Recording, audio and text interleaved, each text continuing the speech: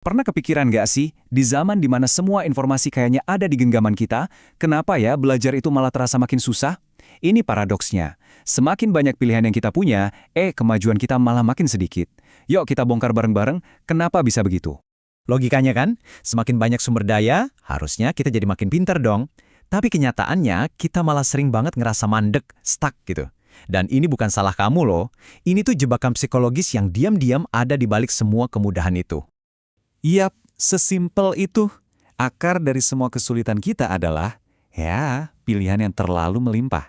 Hari ini, kita bakal bedah tuntas gimana jebakan ini tanpa kita sadari justru melumpuhkan kemampuan kita buat belajar hal-hal baru. Oke, kita mulai dulu dengan melihat kondisi kita sekarang, di era yang katanya surga bagi para pembelajar. Mau belajar apa aja, jawabannya tuh ada semua. Belajar desain, ratusan kursus online siap menanti. Mau belajar coding, wah tutorialnya ada ribuan. Psikologi, buku, podcast, video udah nggak kehitung lagi. Secara teori sih, ini kondisi yang ideal banget kan? Tapi anehnya, kenyataannya malah kebalikannya. Makin banyak orang yang ngerasa belajar itu makin berat. Gampang banget kehilangan fokus, motivasi cepat banget nguap, dan progresnya kerasa lambat. Pertanyaannya jadi simpel, kalau aksesnya makin gampang, kok progresnya malah makin susah? Nah, untuk jawab pertanyaan tadi, kita perlu kenalan sama satu konsep penting dalam psikologi modern yang menjelaskan semua ini. Namanya itu paradox of choice atau paradoks pilihan. Istilah ini dipopulerkan sama seorang psikolog, Barry Schwartz. Di bukunya dia ngejelasin sesuatu yang benar-benar di luar nalar kita.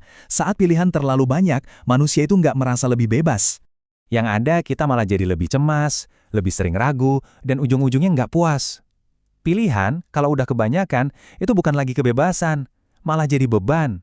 Dan dunia belajar kita sekarang ini, itu contoh paling pas dari paradoks ini. Coba bayangin deh, kamu mau belajar skill baru. Buka Google, langsung muncul puluhan platform dan ratusan kursus. Belum juga mulai pelajaran pertama, otak udah capek duluan. Nah, kondisi inilah yang disebut analysis paralysis atau kelumpuhan analisis. Oke, sekarang kita bedah yuk, apa sih yang sebenarnya terjadi di dalam kepala kita waktu kita dihadapkan sama situasi kayak gini? Ada teori keren namanya teori beban kognitif dari John Sweller. Gampangnya gini, bayangin otak kita, bagian yang lagi kita pakai buat mikir sekarang, itu kayak RAM di komputer. Kapasitasnya itu terbatas banget. Nah, energi mental kita itu kan ada batasnya ya. Tiap kali kita banding-bandingin satu kursus sama yang lain, atau khawatir salah pilih, itu tuh ngebakar energi kita yang berharga. Energi yang harusnya kita pakai buat bener-bener belajar, malah habis cuma buat milih-milih doang. Dan ini makin parah lagi sama yang namanya decision fatigue atau kelelahan mengambil keputusan. Kemampuan kita buat ambil keputusan yang baik itu kayak baterai. Bisa habis kalau dipakai terus-terusan. Jadi pas kita akhirnya memulai belajar, otaknya udah lobat duluan. Bukan karena belajarnya, tapi karena proses memilihnya. Ini belum selesai, ada jebakan berikutnya nih yang sering banget kita nggak sadari, yaitu ilusi atau perasaan palsu kalau kita itu udah bikin kemajuan. Pernah nggak sih ngerasa produktif cuma karena ngebookmark video, nyimpan link kursus, otak kita tuh dapat sinyal palsu seolah-olah kita udah maju, padahal kan belum ada satupun ilmu yang benar-benar nempel.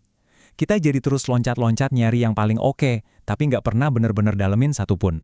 Dan ini nih inti masalahnya. Otak kita itu suka ngambil jalan pintas yang bahaya. Dia sering salah kaprah ngira rasa akrab atau familiar sama suatu topik itu sama dengan paham. Cuma karena kita udah lihat judul videonya, kita jadi ngerasa, ini aku udah tahu. Padahal kita belum belajar apa-apa. Oke, masalahnya udah jelas. Terus solusinya apa dong? Jawabannya mungkin agak aneh dan berlawanan sama logika kita, tapi ini benar-benar ampuh. Solusinya adalah dengan sengaja membatasi pilihan kita sendiri. Istilah kerennya voluntary constraint. Ini bukan buat ngekang diri, tapi justru sebaliknya.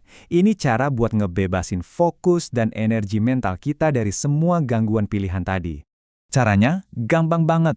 Pilih satu aja kursus utama. Ikuti satu jalur belajar. Bikin satu komitmen. Dan yang paling penting, jalanin terus. Bukan karena pilihan yang lain itu jelek, tapi karena otak kita butuh ruang buat kerja, bukan buat milih-milih terus. Jadi, kalau kamu sering ngerasa susah fokus, atau banyak banget hal yang kamu mulai tapi nggak ada yang selesai, coba deh berhenti nyalain diri sendiri. Mungkin masalahnya bukan di kamu. Mungkin kamu cuma lagi berdiri di persimpangan yang jalannya kebanyakan. Karena gini, kunci belajar itu bukan soal nemuin jalan yang paling sempurna. Bukan. Kuncinya itu memilih satu jalan, jalan apapun yang cukup oke, dan menyelesaikannya. Konsisten itu selalu menang lawan pencarian kesempurnaan yang nggak ada habisnya. Jadi sekarang pertanyaannya buat kamu bukan lagi mana ya yang paling bagus, tapi pertanyaan yang jauh lebih kuat dan personal. Jalur mana yang bakal kamu selesaikan?